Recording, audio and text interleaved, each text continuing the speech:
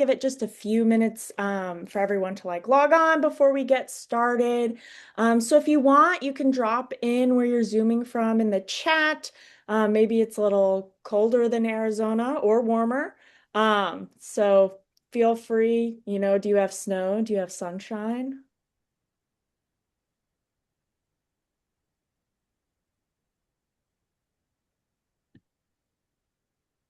Yes, lots of snow.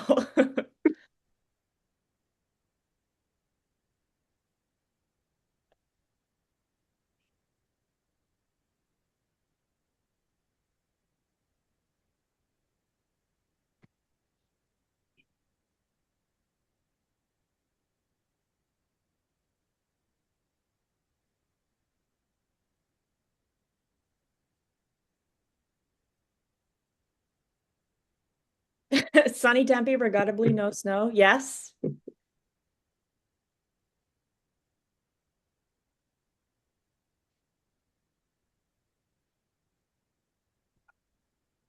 You go a few hours north though, up in those mountains. You can get Mm.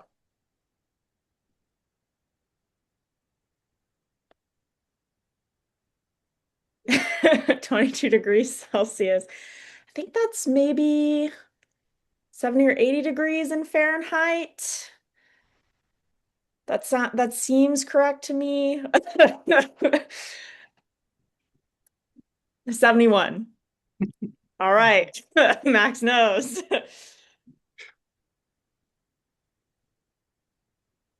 Google knows. Okay. Well, we can say Max knows. Max knows now.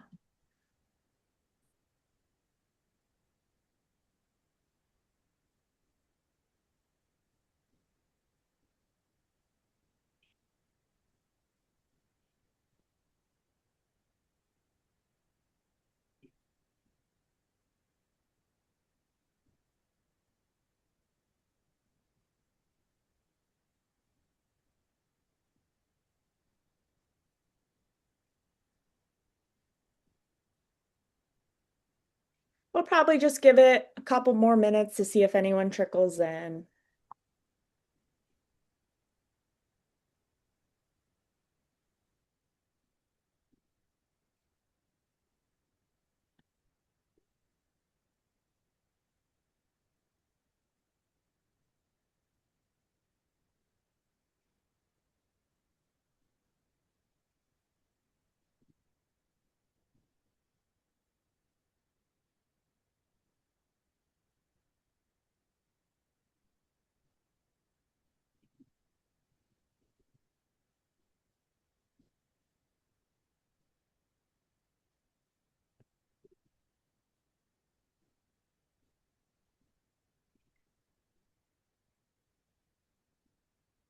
We'll maybe give it one more minute and then we'll go on ahead and get started.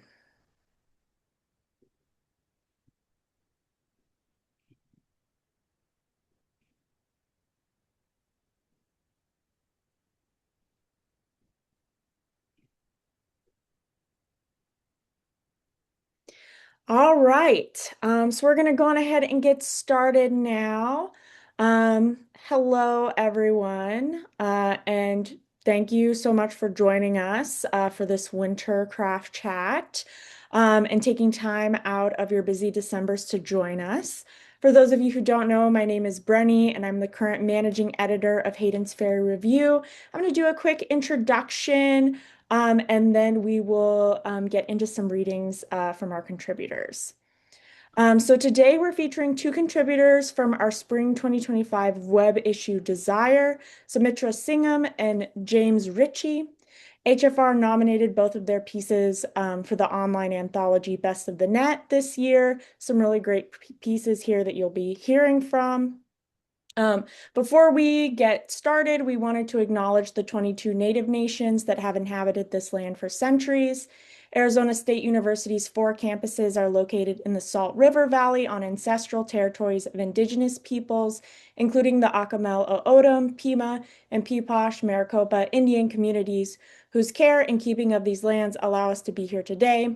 We know that a land acknowledgement without action is not sufficient and are making efforts towards equitable practices, starting with our free submissions for underrepresented writers for our print issues. A reminder that we have extended our submissions deadline for our print issue 78 and our next web issue, Aftercare. Some free submissions for underrepresented writers are still available in nonfiction and translation. So please use the chat as a space to celebrate what you hear. You can type in great lines. I'm sure there'll be lots of them. Add your thoughts. Feel free to share, reflections on the conversation as well. And then if you'd like to ask a question for the discussion later in the evening, please use the Q&A function at the bottom of your screen. Throughout the event, one of our editors will be sharing links to the author's work, websites, and more. That will be Max. Thank you. And so now I would like to introduce to you our moderator, our poetry editor, Siobhan Jean-Charles. She graduated with her bachelor's from Salisbury University in Maryland and is an MFA candidate in poetry at Arizona State University. She is the blog editor for the Shore Poetry and was a finalist for the Subnevian Award, judged by Major Jackson. Her work has been nominated for a Pushcart Prize and received support from the Virginia G. Piper Center for Creative Writing. Siobhan's poetry is published or forthcoming in Passages North, Cider Press Review, Tinderbox Poetry Journal, and elsewhere. So now I will give it up for, Siobhan. Thank you so much, Brittany. So I'm going to start by reading Sumitra's professional bio. Sumitra Singam is a queer, neurodiverse Malaysian, Indian, Australian coconut who writes in Nam, Melbourne. Her work has been published widely, nominated for a number of Best of anthologies, and was selected for Best Short Fiction 2025. She works as a psychiatrist and trauma therapist and runs workshops on how to write trauma safely and the Yana reading series. You can find her and her other publication credits on Blue Sky and her website, sumitrasingam.squarespace.com. Next, James Richie holds a PhD in humanities from the University of Louisville. He translates primarily poetry and plays from Spanish, Russian, and Italian into English, and he researches in the fields of film, literature, and translation. His translations have been featured in Latin American Literature Today, Anomaly, and the Journal of Italian Translation, and his translation of Victor Cabrera's poetry chapbook, A Village Devastated by Godzilla, has been published by Ravina Press. His research has appeared in Translation Review and Vernacular, New Connections in Language, Literature, and Culture. Thank you both so much for sending us your lovely work to HFR and also for agreeing to be here today. It is a great honor to have you both here. And I just wanted to start off the conversation by asking both of you to read from your work, if either of you have a preference for going first.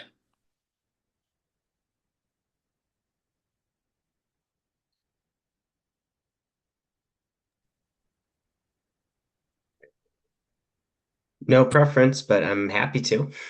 Okay, you can take it away, James. All right. All right. And I'll just say quickly what I'm reading here today. I'm not going to share my screen, but I'll hold up the physical book. This is one section out of 5 from a poetry collection called Widescreen by an author named Victor Cabrera. And I'll just give this disclaimer. I'm going to read bilingually in English and then Victor's poem in Spanish, or the section in Spanish. I learned Spanish in Spain, so I pronounce some words a bit differently than Victor, who is originally from the Chiapas state of Mexico. So with that said, I'll read. This section is titled Three Visions in Memphis. The world is an open window in Memphis, where the weary, half-washed tidiness can be seen sanding off the edges. There, everything is what it seems, but there is no greater miracle on these streets than making the evident become visible. There is a crack in everything. That's how the light gets in.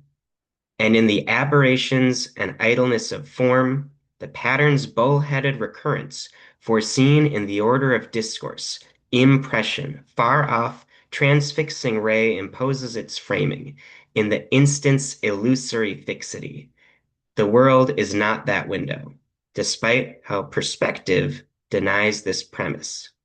Referential landmark, not the window, the scope's recharged stupor, shrunken in the frame, non-transcendental reality's camera readiness. This is Memphis, the 0 point of desire. So that was English. I'll now read in Spanish. Tres visiones en Memphis. El mundo es una ventana abierta en Memphis. Desde ella es posible percibir la deslavada pulcritud con que el hastío trabaja las esquinas. Cada cosa es ahí lo que parece, pues no hay en esas calles más milagro que el de hacerse visible lo evidente. Hay una grieta en todo, y es así como la luz se cuela. Y en el ocio de la forma, la empecinada recurrencia de un patrón previsto en el orden del discurso, presentido, sujeto al marco que el rayo aquel traspasa, en la ilusoria fijeza del instante, el mundo no es esa ventana, si bien la perspectiva desmiente tal premisa. Marco referencial, no la ventana, el recargado sopor del ámbito que constriñe la moldura, la fotogenia de una realidad intranscendente. Esto es Memphis, el grado cero del deseo. Thank you. Gracias. Thank you so much, James. And next, Sumitra, whenever you're ready, you can read from your piece as well. Thank you, everyone. Thank you, Siobhan. Thank you, Brenny. Thank you, Susan and Max, for inviting me along today and for that lovely introduction. I'd just like to acknowledge that I come to you from unceded Wurundjeri land here in Melbourne, and sovereignty was never ceded. Aboriginal land always was, always will be. I'm going to read from this piece, and sometimes I hope you'll just bear with me. Sometimes I have to sway as I do it. It's just part of my neurodiversity. I'm sure you'll go along with me. Thank you so much for your understanding. This piece is called The Evolutionary Biology of the Human Hand. The grasping hand of primates are an evolutionary adaptation to life in trees. They called us tomboys because we played on the tired, tried to the angsana tree on the banks of the Sungai behind the village houses. You beat the trunk with a fallen branch, and the snakes would slither back into the water. You climbed on first, swinging out over the river, pretending to let go. I shrieked because the snakes are venomous. You laughed at my gullibility. Mudah tipu. Then you lifted me onto the swing, fitting my hands around the rope, and you swung me gentle like the evening bayou in my hair. As the grasping hand evolved, there was no further need for claws.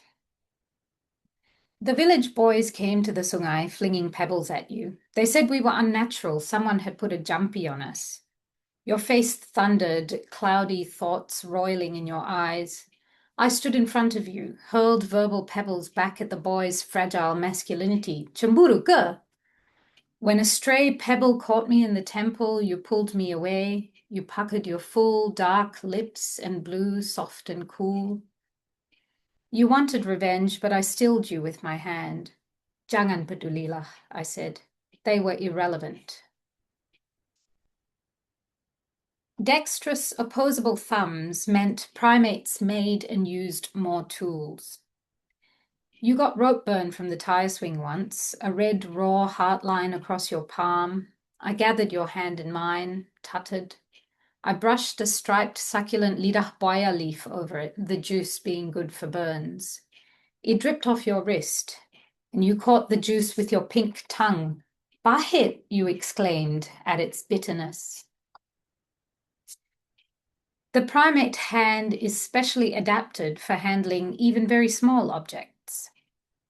When we explored the our reeds on the riverbanks, I found a scarlet dwarf dragonfly. It alighted, a winged speck on the back of my hand, and I brought it, full of wonder, to you. We learned that dragonfly nymphs live in the water and grow by shedding skin too small for their new size. You stroked my hand, gentle as a hatchling's down. You said my skin was perfect. You said the village was the too small skin, and we dreamed of shedding it, growing into something bigger. The human opposable thumb is longer than that of any other primate, allowing for firm grasp. When my mother forbade me from seeing you, citing my already slim marriage prospects, nanti siapa mau kawin kamu? I retreated to my room, the ache like a bruise. I couldn't get my tiny grasp around the heft of it.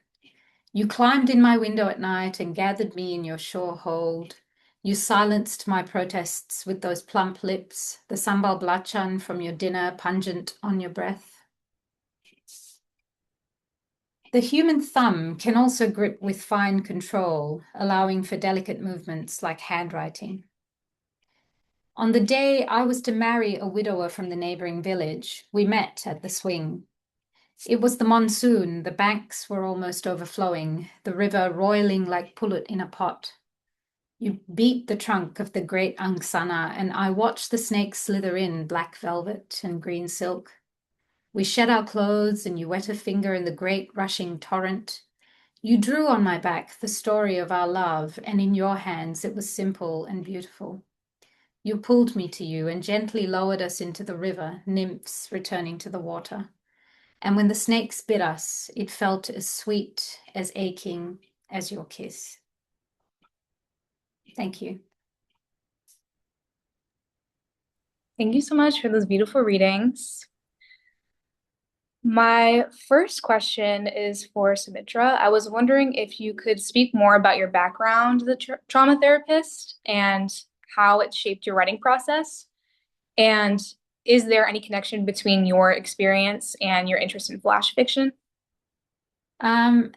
Thanks for that question, Siobhan. I'm not so sure that the connection is really as a trauma therapist. I think it's more as a trauma survivor myself, in my own journey of healing and recovery.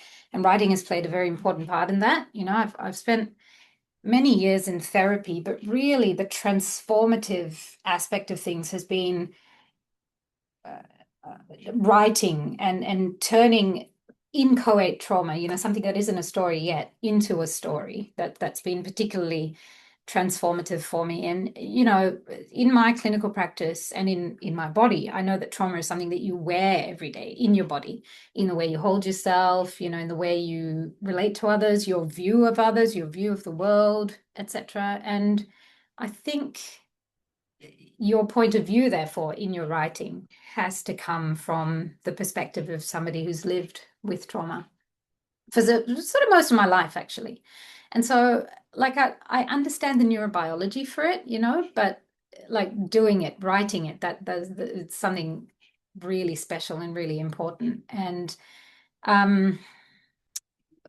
yeah. So that's the connection, probably. And with respect to Flash is just, that it's partly it's a practical thing. I've only got so much time and so much kind of attention span as well, but I love the form. As I've been writing more and more and more of it, there's something of a freedom within the constraint, similar to poetry, I suppose, though I don't particularly write a whole lot of, well, I write terrible poetry, but you're given a constraint and then there's just so much freedom in it. And I find that Flash really encourages my creativity in that way. I was wondering if you could talk more about your workshops that you run to help people kind of talk about, trauma safely in the context of their writing. And how do you kind of navigate this misconception I think some new writers have about, art being a space where you can kind of use as a replacement for therapy? So have you kind of navigated that when you're doing your workshops? Yeah. Yes. There's a kind of a parallel between, the creative writer who's sort of, I'm going to write my memoir, because this is the way of understanding my trauma and processing it. And the person who comes to see me and sits in that chair that you can see over there, and says to me, okay, I'm here to talk about my trauma. And actually, what the workshop does is it sort of puts the brakes on that and says, hang on a minute, let's just come into the body first. Let's just be in your body. Let's see where your body is. And quite often, if you've lived with trauma for a long time, that's a really difficult thing to do, to come into your body. And that can take many years. And so the workshop sort of talks about that. Yes, you think the way might be to talk about your trauma, but we have to make it safe to do that first. So giving you some tools and techniques to learn when it might be safe and when to step away. Yeah. Thank you so much. Like that's very insightful. Thanks. And my next question for James Richie, how did you first encounter Victor Cabrera's work? And what is the biggest challenge you face when you're translating poetry? Thank you. And again, I'll just say it's great to be here. Um, I looked through the list of the best of the net nominations, and I didn't see many translators on the list in general, so I was happy to be among those names. Um, so I first encountered Victor Cabrera's poetry in a class with a professor who later became my PhD advisor and a really close mentor, Claire Sullivan. And in this class, I was the lone PhD student. Everyone else was a master's degree student. So all the master's degree students worked on a project together, and I approached Dr. Sullivan about doing a different project, and I pitched her kind of a few ideas, translating like an old play from what's known as the Siglo de Oro or Baroque period, the 16th, 17th century literature, the same era as Don Quixote. Or there, I had published a few poems by a really, really unknown, obscure poet named Ernesto López Parra, who would be in the Generación del 27 from Spain, around this, like the same generation of writers that produced people like Luis Cernuda and Federico García Lorca, but much, much, much more obscure than those writers. But one thing we did in Dr. Sullivan's class was we spent a week on what's called Neo-Baroque literature, which is this kind of 20th century and contemporary movement in Latin America. And we translated a poem for that, like in class as a writing exercise by Coral Bracho. And she was really happy with how my translation of that poem turned out for that assignment. So I said, like, maybe I'd be interested in translating some more like neo-Baroque poetry. And she gave me this book by a former mentor of hers, Jacobo Sefami. It's called Kaleidoscopia, and it was about neo-Baroque poetry. And there's a chapter in that book on this book, Widescreen by Victor Cabrera. And I was just so fascinated because in the poems or in the section I just read for you, um, all the poetry in this book is based on the films of Jim Jarmusch. And I had just started taking some courses and teaching some courses in film studies. And so the section I read for you today is based on the film Mystery Train, which is kind of came out a few years before Pulp Fiction, but a similar kind of three intersecting narratives come together in one movie. And I was just so fascinated by this book of poetry based on movies that I decided to do that as my final project for that class. I put together a short portfolio of my translations of poems by Cabrera, and I did that for my project for the end of the semester. And I was so surprised. Dr. Sullivan then in the summer said, like, I know Victor Cabrera. And she sent an email to him and said, hey, I have this student who's interested in translating your poetry. And then he and I started emailing, and that became chatting on WhatsApp, and that became video calling each other about once a week. And we've been collaborating ever since on the translation of his poetry. I was hoping he could make it tonight. He can't, but he wishes me that this event goes really well. Um, and so ever since then, I've been translating Victor's poetry. I translated Widescreen as a part of my doctoral dissertation. It was my creative project for my humanities PhD. And yeah, I'm very interested in his poetry, the way it plays with allusions to classical poetry, contemporary poetry, film, mass media. Um, and I think as far as one of your questions was like, what's difficult about translating poetry in general, obviously, um, in general, there are all the complications with, meter and diction and word choice and all the kind of classic things people always talk about. But especially with Bicter's poetry, it's so dense with its references. When I talk to him, um, I'll usually read through like entire sections of books that I've translated by him, and I say like, actually, this is from Kafka, or actually, this is from, you know, and it's the variety of the references too. So maybe it's a reference to like Baudelaire, or maybe it's a reference to like a meme he saw on the internet a couple days ago. So it really kind of keeps me guessing where the words actually come from in his writing. It sounds really remarkable that you have such a close relationship with this person that you translate for. That's really special. I'm not too familiar with translation, and I once took a seminar where the professor who was leading the seminar said, you don't have to speak another language to be able to translate in that language. So I was wondering if you could kind of like talk more about that. What is your opinion on that as someone who's very fluent in Spanish and has lived in Spain? Yeah, in my personal experience, what's funny with that is like the language I've academically studied the least is Russian. And for a long time, the one play that I translated from Russian was like one of the most viewed. If you Googled like James Richie translator, this one play would come up a lot. And I'm sure it probably does to some extent.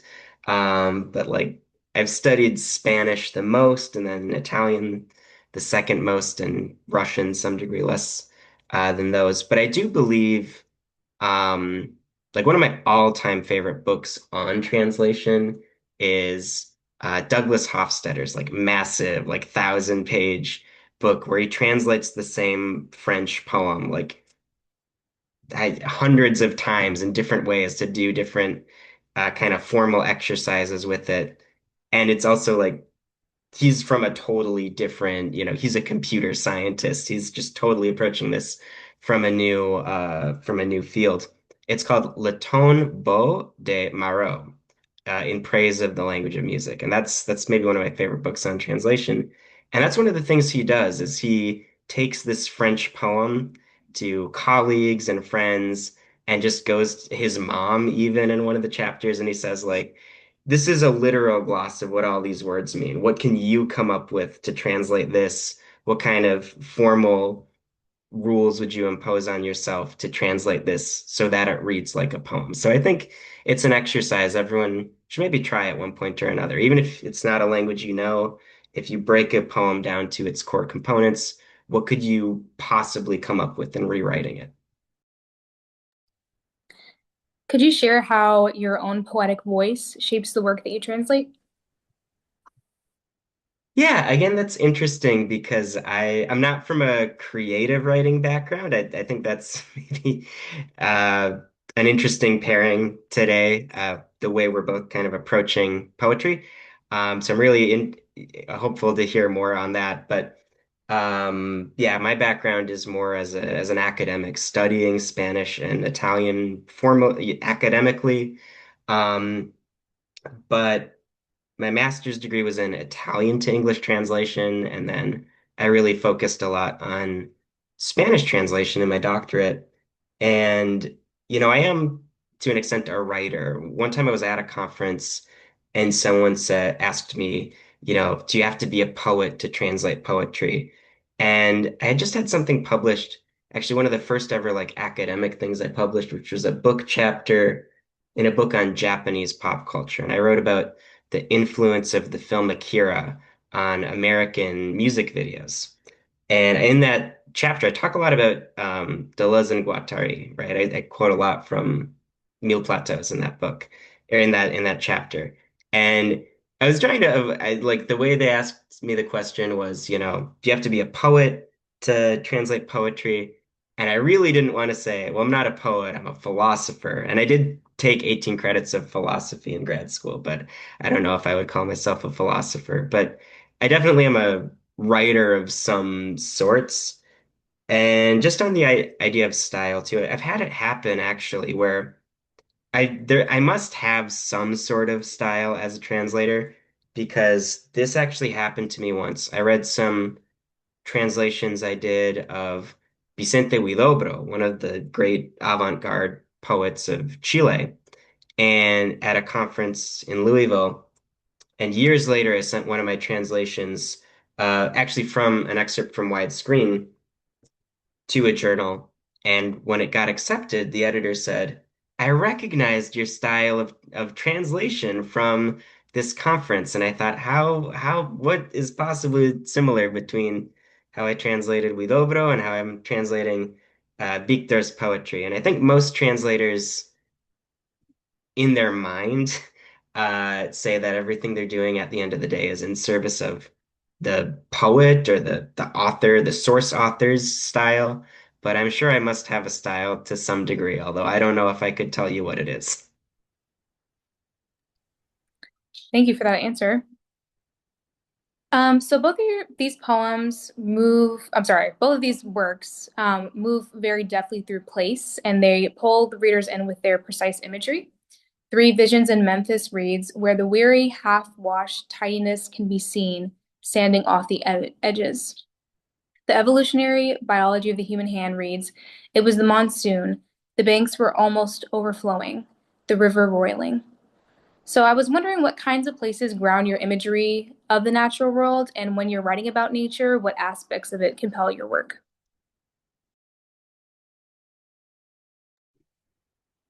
Um, shall I answer first? Yep. So, it's really interesting. Like in my life, I've moved a lot. I was born in Malaysia, but I have moved, including internationally, a number of times, and I've lived in a number of countries in the world. And even though I've always written, one of the things I've done in my writing is never located my stories anywhere. Like they're just sort of anywhere, like in random suburbia or in a random house or whatever. And I never really used to locate my stories in the natural world very much either. And as I've sort of done a lot of therapy and kind of come into my body a little bit more, what I've understood looking back is that that was a deep denial of any need for grounding of any kind. And so I've had to come to a sense of place sort of in this circuitous way. And so now when I write very specifically about place, invariably I will write about Malaysia, where I grew up. And I won't write, very specifically like about Kuala Lumpur, for example, which is the city where I spent most of my time, or about the rainforest, but I'll write about the weather, um, humid, heavy thunderstorms, and I'll write about some sort of sense of lushness. And always, always, always, I will write about food because Malaysia and Malaysians, I'm sure there will be Malaysians in Arizona, um, you know, uh, their entire identity is kind of built around food, and kind of a common greeting is, "Hi, how are you? Have you eaten? You haven't? Okay, come sit down. Let me fix that for you." Um, and so sense of place and the way I've come to it is not a concrete sense of place, if you know what I mean. Um, but this story, it just had to be located where it was. I don't know why, but that's what the characters told me. It's like, hello, this is where I live. I live here on the banks of a sungai, which is a river. And there's a big angsana tree, and there's a tire, and there's a village, kampong, and that's what it is. And so that's what I had to write about.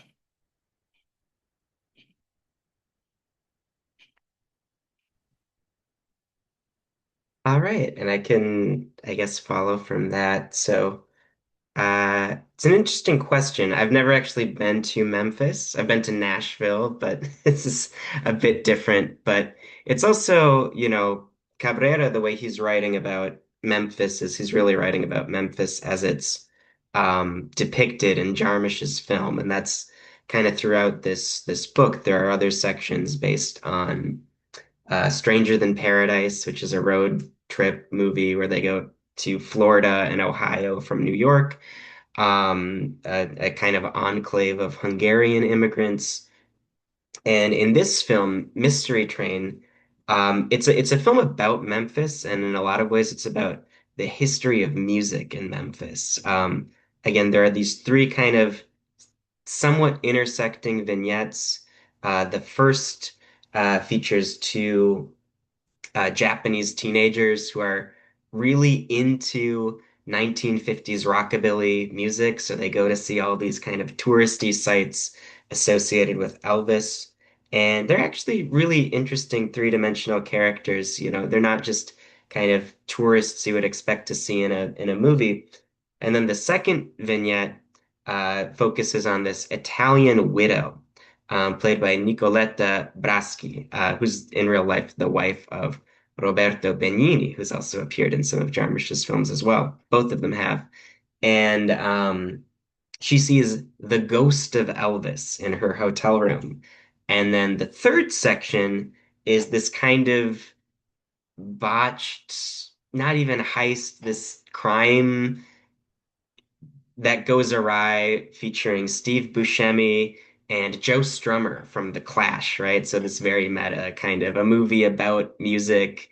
Some of the roles are played by musicians. They're also all going in and out of this hotel, and the main employee at the hotel is played by Screamin' Jay Hawkins, so another kind of musical cameo. Um, and what's interesting is throughout the different kind of vignettes.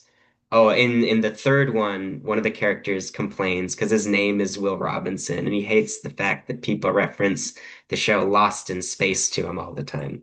So the three little vignettes of the film really do kind of focus on how people relate to pop culture, whether they're really into it or they have these kind of, unnatural experiences with it, or they hate it and they want to escape from it.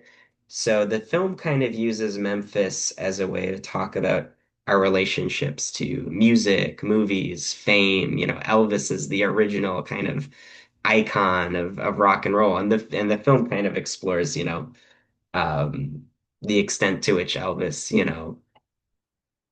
was in dialogue with or appropriated from Black culture and things like that. There's some dialogue about that. Um, but and with my translation, when I talk about, the ray, and the camera readiness, I'm really trying to take my translation of Victor's poetry and kind of also distill the themes of the movie through what Victor's writing about it and make sure my translation kind of comes back to that. Um, and just one other thing on that kind of quickly, uh, you know, widescreen is so interesting as a book because Jarmusch, before he studied filmmaking, he studied poetry. And so a lot of his films are kind of built on premises that deal with poetry, like Dead Man. One of the major like plot devices of that book is the movie is the main character is mistaken for the poet William Blake. And um, there's a section in widescreen based on Ghost Dog Way of the Samurai, in which the main character bases his entire life on the Hagakure, the guidelines of being a samurai. So it's interesting kind of translating poetry that's based on films, and a lot of times the films themselves are based on poetry. So it gets very, the line between literature and film and reality and fiction becomes blurred, I guess. Next, I want to ask you both about form. Um, After I ask this next question, I'm going to open it up to the audience to ask any questions, either in the chat or unmuting. So, Three Visions in Memphis uses white space to weave between its concrete imagery and the abstract lines. And the evolutionary biology of the human hand is reminiscent of a hermit crab essay, since it uses scientific facts to maneuver in and out of the intimate, lush descriptions. So, I wanted to know if you both could speak more about your relationship to form. For James as a translator, do you prefer or have a preference working with form? Do you find it constraining? Or do you both find that they open up new possibilities for your work? Shall I start, James? Cool. Thank you. Um, I find that I need form quite a lot. I often need, I write lots and lots and lots of hermit crabs in my flash work. And ekphrasis is also another thing I particularly enjoy. But whether that's because I'm a trauma survivor or not, I don't know. But I just need to know where the edges are. And if I know where the edges are, then I can feel safe. And so another way in which I do safe creatively, and I guess the two things kind of go together because you're not going to explore, you're not going to play unless you're feeling safe. And the other thing I've been doing quite a lot of recently is collaborative work. I've had a fair number of collabs published. And I absolutely love that because there is a sort of a concrete edge in the form of another person. And what's really nice about that is you can just write the most random, provocative, rubbish or stupid things or whatever, things that you would never write in your own work. You can write it as a provocation to the other person. And then the other person sort of sees something in it that was there all along that you couldn't see. And it's so freeing to work with someone else in that way. So I love form. I use it all of the time. Written lots of recipe hermit crabs. And that's why I love Flash. It's because of the constraint, the word count. At the moment, I'm trying to write a micro for so Matt Kendrick, who's sort of fairly known in the Flash world as a teacher, writer, and editor. He runs a yearly prize every year, 100-word micro. So I'm trying to write to that. And it's just, I'm engaged with it. I love it. I'm in it. I'm sort of, does this word work or do I need to substitute it for another one? Or, and you've only got that 100 words. And so once you get to 99, you're sort of having to think really, really hard about it. So form is a thing that starts my creative process always.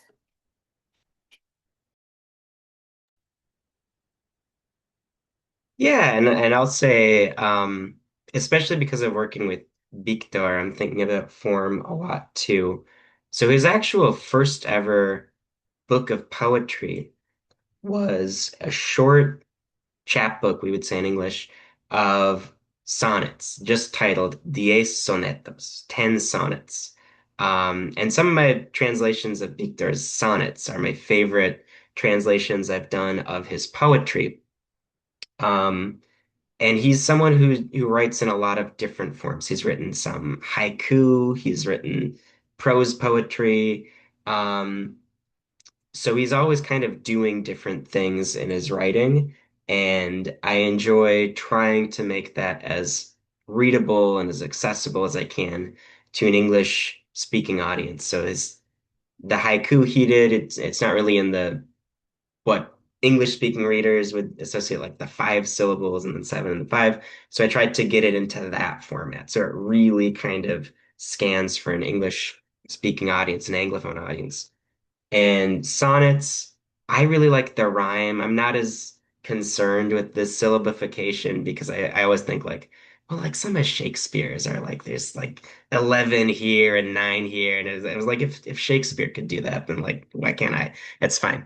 Um, but then with widescreen, it's really interesting, and I'll just kind of open to some random pages of the book.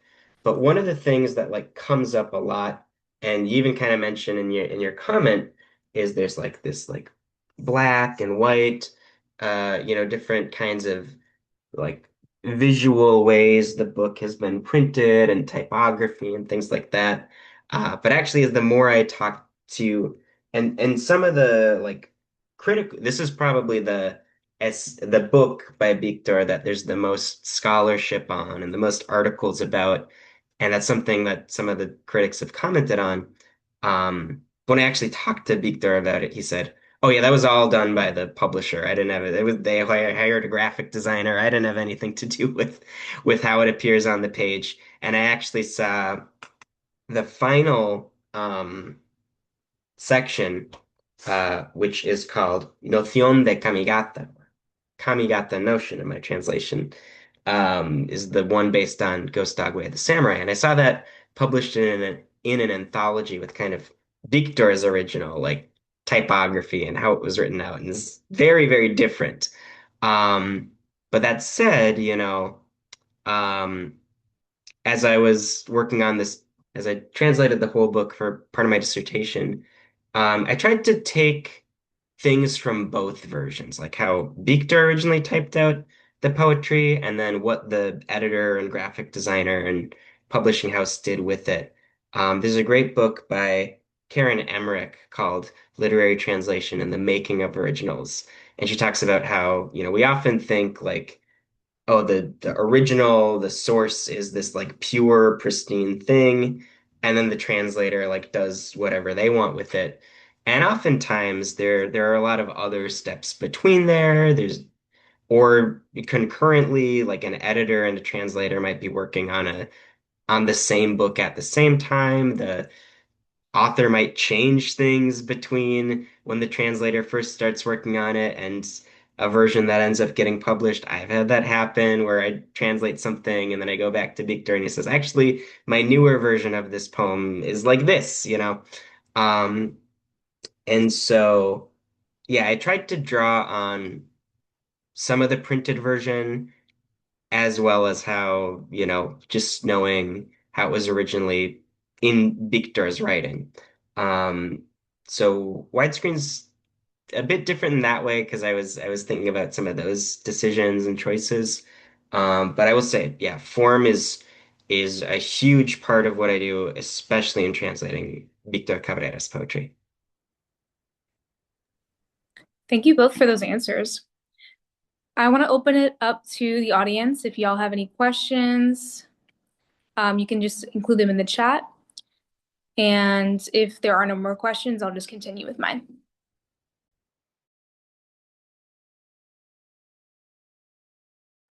We do have a couple, hopefully you can see the function, Siobhan, Q&A at the bottom. I don't know if you want to maybe, I think read from those.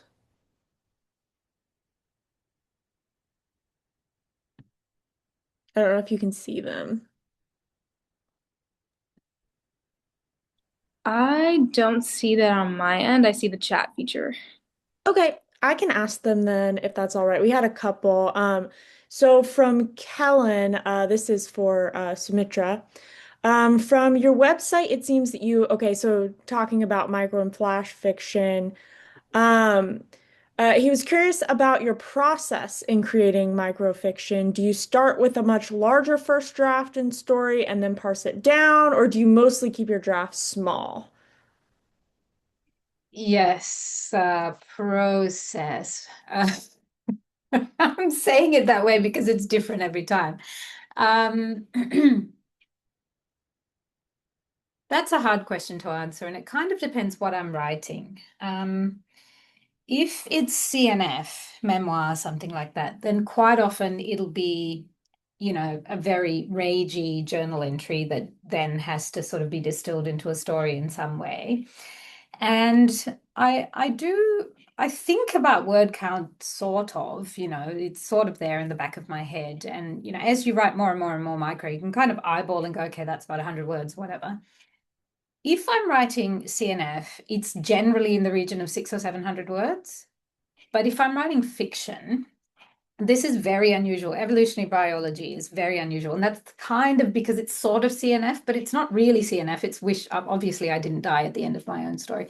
But it's wish fulfillment. It's kind of like it's my own closetedness, and I'm sort of writing this story. And took me forever to write the story because I was, like, come on, tell yourself what the story actually is. And that took me a few years to realize that's what the story actually was. That's why it's as long as it is.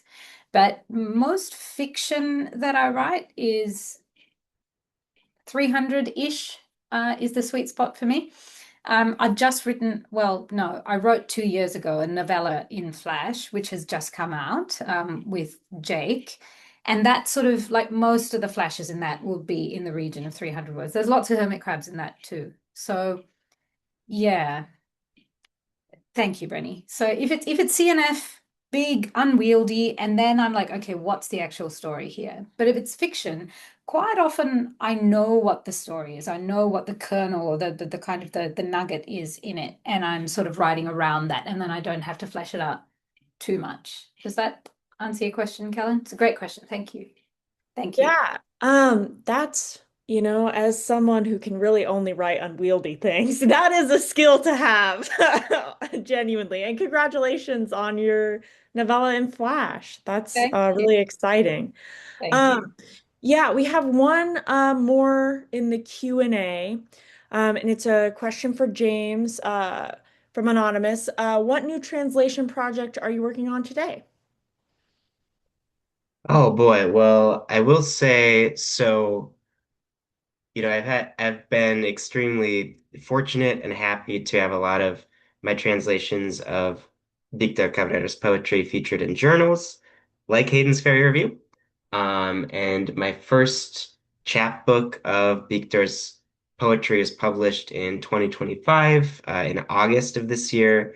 Una aldea devastada por Godzilla, or a village devastated by Godzilla, part of their triple series in which they print three chapbooks together as one volume.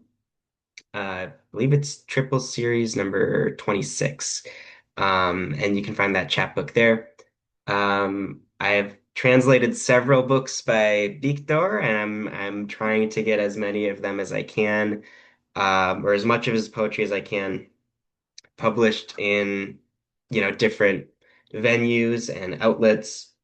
As far as other things, I'm coming a bit back to Ernesto Lopez Parra, that like I mentioned, early 20th century Spanish avant-garde author. I have one translation by him coming out in January. Um, I will post the link to the triple series in the chat. Um, and then I have other kind of ongoing projects. There's an epic poem by a Cuban author that's never been translated that I sit and work at from time to time.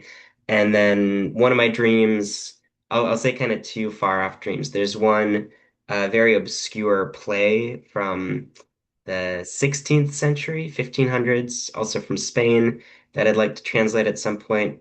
It's not necessarily about the conclave, but it has like priests and bishops from like different countries getting together, and there's a lot of wordplay based on people speaking like French and Catalan and Italian and not understanding each other.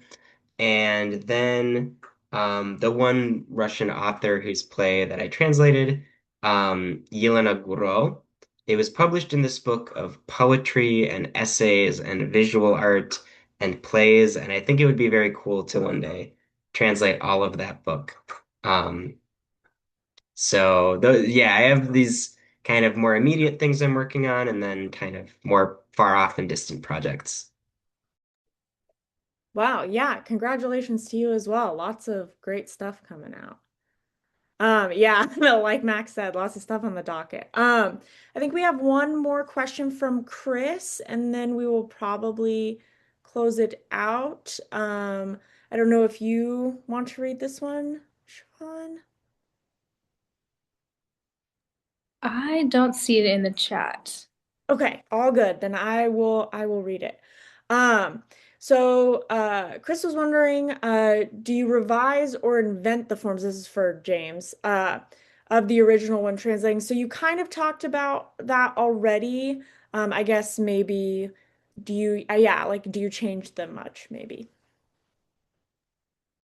Yeah, I do I think to an extent, right? One thing I notice, like with widescreen, is in the printed version of the book, the only punctuation is colons, right?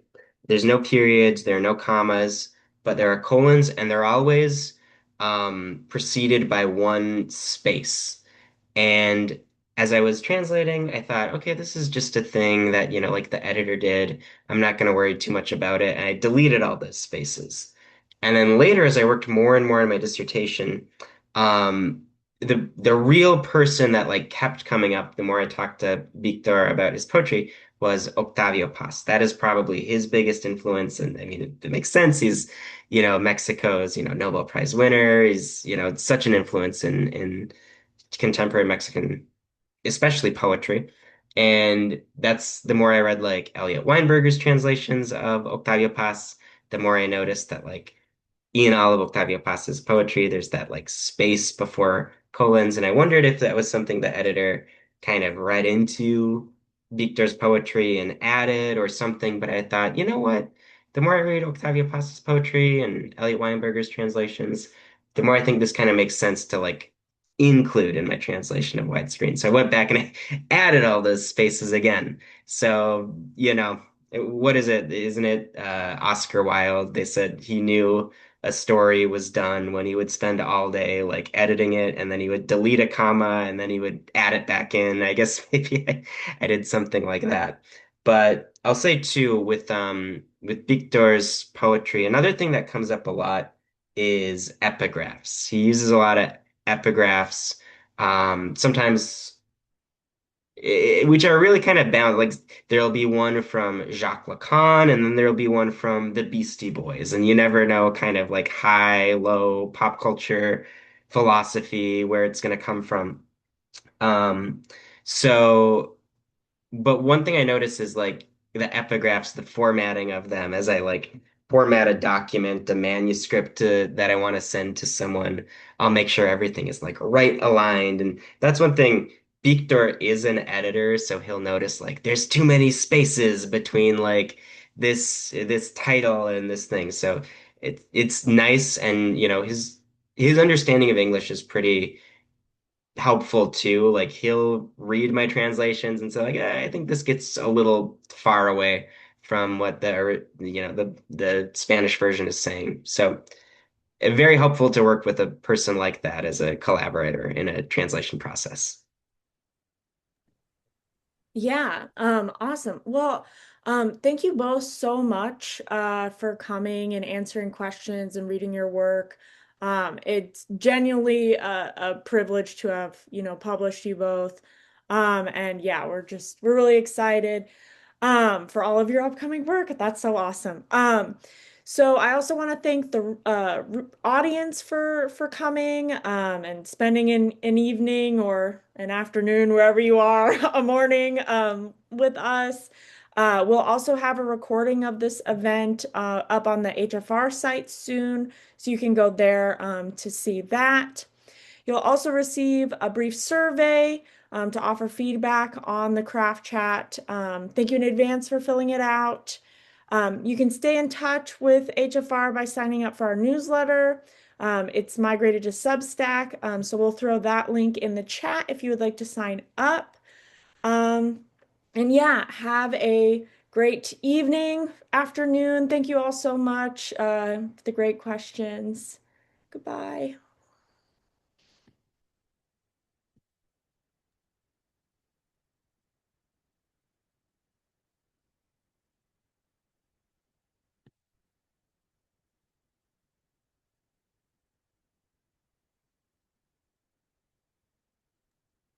Okay, I have to end it as the host. Okay, sorry, everyone. I will end it now. Goodbye. Thank you Thank you so both so much. much. It was really great to Thank you meet you both. both. It was really Thank Thank you fun. you. That both. was Bye. awesome. Thank you so much. Nice meeting you Thank all. Nice you. meeting you.